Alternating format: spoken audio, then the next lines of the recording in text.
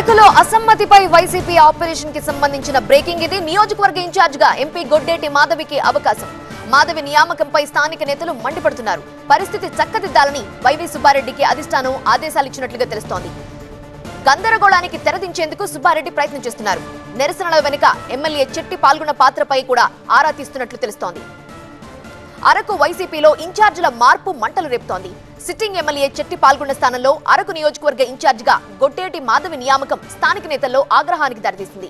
Party కోసం పనిచేసిన స్థానికులకు కాదని స్థానికేతరాలైన మాధవిని సమన్వయకర్తగా నియమించడంతో సొంత పార్టీ శ్రేణులే ఆందోళనకు దిగారు.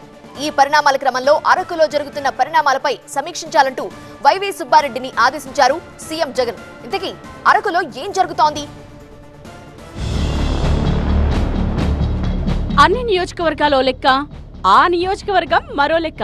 అరకు అసెంబ్లీ నియోజకవర్గం వైసీపీకి పెద్ద టాస్క్ గా మారింది. 2014-19లో వైసీపీ ఇక్కడ ఘన విజయం సాధించిన నాన్ లోకల్ ఎమ్మెల్యే బలమైన సామాజిక వర్గం నేత కాదన్న విషయం అధికార పార్టీని కలవరపెడుతోంది.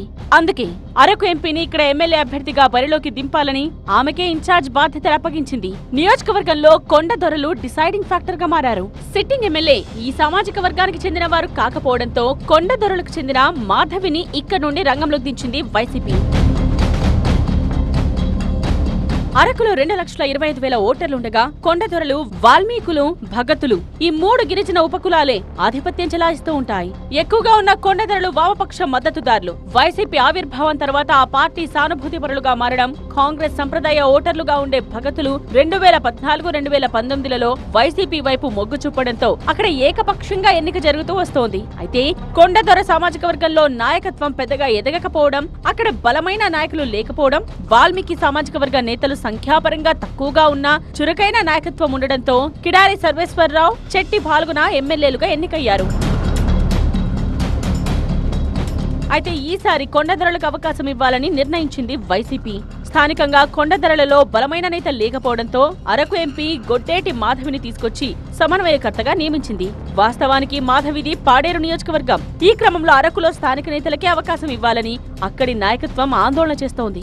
అది రోజు రోజుకు తీవ్ర స్థాయికి చేరింది. దీంతో రంగంలోకి దిగిన అధిష్టానం ఈ గందరగోళానికి ఫుల్ స్టాప్ పెట్టేందుకు వైవి సుబ్బారెడ్డిని రంగంలోకి దింపింది. సాధారణంగా ఎస్టీ నియోజకవర్గాల్లో స్థానికత పెద్ద అంశం కాదు, కానీ ఈసారి జరుగుతున్న పరిణామాలపై క్షేత్రస్థాయి పరిస్థితి తెలుసుకోవాలని సూచించింది. దీంతో వైవి అరకు వెళుతున్నారు.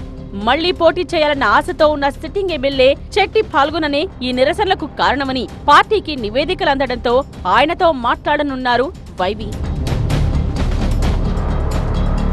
పాల్గొనకు ఎమ్మెల్సీకి అవకాశం ఇస్తామని చెప్పినా నిరసనలు చేస్తూ ఉండడంపై సీరియస్ గా తీసుకుంది అధిష్టానం. ఒకవేళ నిజంగా మాధవిపై వ్యతిరేకత ఉందని తేలితే అదే వాల్మీకి సామాజిక వర్గానికి చెందిన మాజీ మంత్రి బాలరాజును బరిలోకి దింపి పాల్గొనకు చెక్ పెట్టే అవకాశం ఉంది. బాలరాజు కూడా స్థానికుడు కాకపోయినా మాజీ మంత్రిగా ఆ ప్రాంతంతో మమేకమై ఉండడం కలిసి వచ్చే అంశం. గిరిపుత్రులు కూడా సామాజిక వర్గ ప్రాధాన్యత కంటే వైసీపీకి అనుకూలంగా ఉండే వారి కోసం చూస్తూ ఉండడంతో అధికార పార్టీ ప్రత్యామ్నాయాలపై దృష్టి సారించే అవకాశం ఉంది.